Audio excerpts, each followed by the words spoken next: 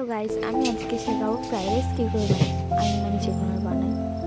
তো প্রথমে জলটা গরম বসিয়ে দিয়েছি, তার মধ্যে দারচিনি গোলমরিচ সব কিছু দিয়ে ভাতটা দিয়ে এখন ফুটছে। ভাতটা হয়ে গেছে প্রায়।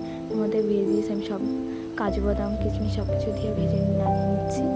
এরপরে লেয়ার পাতানোর দরকার। এবার ভাতটা দিয়ে তার মাঝখানে লেয়ার দিচ্ছি, মানে ভেজিসের।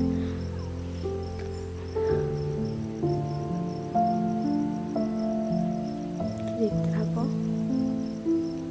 আবার লেয়ার দিচ্ছি 3-4টা লেয়ার, মানে আমি যেরকমভাবে পারি সেরকমভাবে করছি। ফার্স্ট টাইম করছি। সব কিছু দেওয়া অলমোস্ট কমপ্লিট প্রায়। আবার লেয়ারটা হালকাভাবে দিয়ে দিচ্ছি। ওর উপর দিয়ে আমি কিছুটা